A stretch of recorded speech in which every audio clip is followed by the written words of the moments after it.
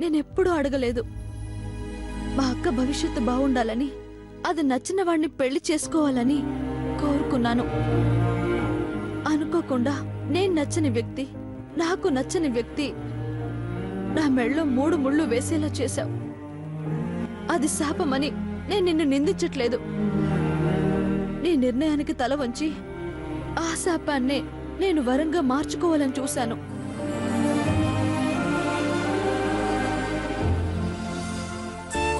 ఆయనలో మార్పు కోసం ప్రతిరోజు ఎదురు చూశాను. నా భర్త మనసు కరగాలని కోరుకున్నాను. ఆయన గుండెల్లో నాకు స్థానం కావాలని ఆశపడ్డాను. కానీ ఎందుకిలా జరిగింది? నాలో ఏం తప్పు ఉంది? ఏ జన్మ పాపం ఇది? ఎందుకిలా శాపమై నన్ను వెంటాడుతుంది? ఇప్పుడేం చెయ్యాలి? నేను ఎవరికి బాధ చెప్పుకోవాలి?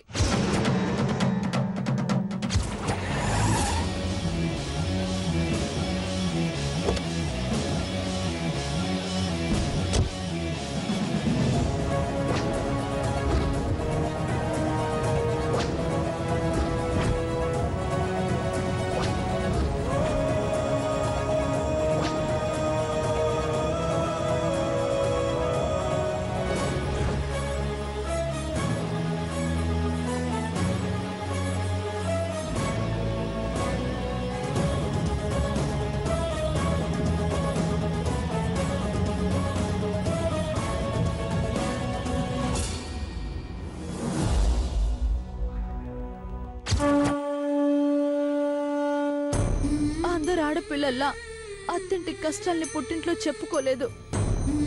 నా భర్తని అందరిలో చులకన చేయాలని అనుకోలేదు. ఏడాది పాటు ఆయన గౌరవాన్ని కాపాడుకుంటూ గుట్టిగా బతికాను. కానీ హఠాత్తుగా నన్ను వదిలేస్తానంటే నేనెక్కడికి వెళ్ళాలి? ఏమైపోవాలి? ఇంత పెద్ద కష్టాన్ని నేనెలా తట్టుకోవాలి స్వామి? ఈ భయంకరమైన సమస్యని నేనెలా ఎదుర్కోవాలి?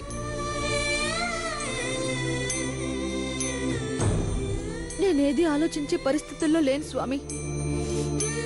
సంవత్సరం నుంచి పెంచుకున్న నమ్మకం ముక్కలైపోయింది. ఈ పరిస్థితుల్లో సాటి మనుషులెవరూ నా బతుకు సరిదిద్దలేరు. ఇక ఏం చేసినా నాకు నువ్వే చేయాలి.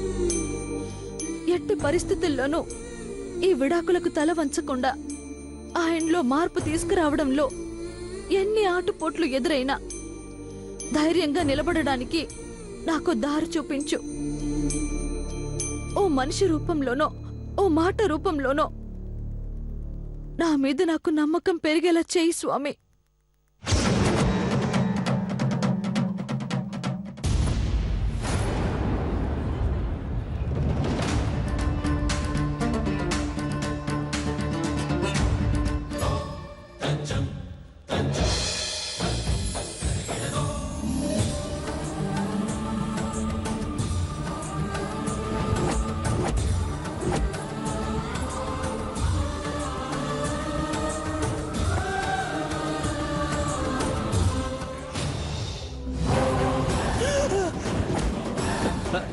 ఏంటి బాస్ అంతలా ఉలిక్కిపడ్డారు?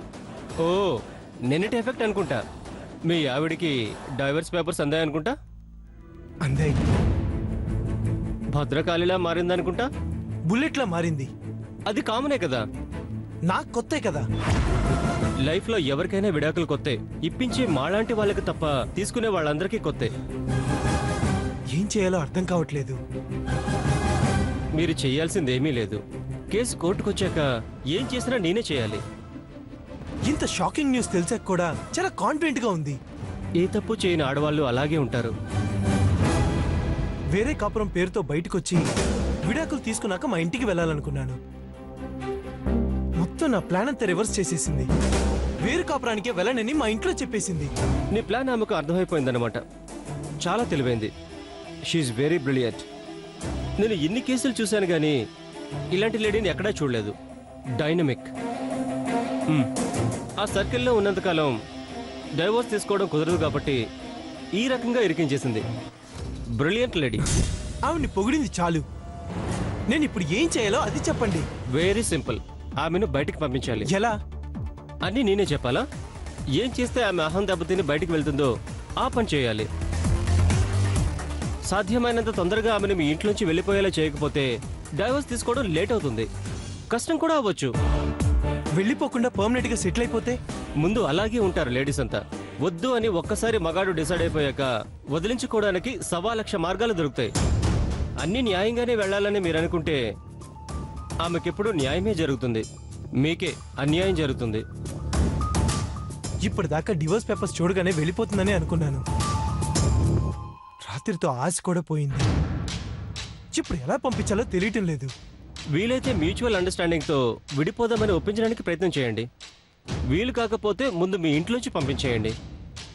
రెండూ కుదరకపోతే అడ్జస్ట్ అయ్యి కాపురం చేయాల్సిందే. No! ఎలాగైనా డివోర్స్ తీసుకోవాల్సిందే. అయితే ఆవిడ్ని ఇంట్లోంచి పంపించేయడం ఒక్కటే మార్గం.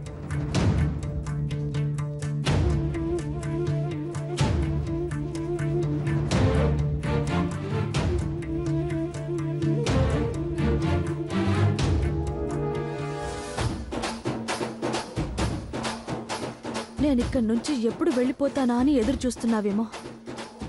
నాకు ఏదో ఒక రూపంలో నీ నుంచి జవాబు దొరికేదాకా ఇక్కడే ఉంటాను, గుర్తుపెట్టుకో.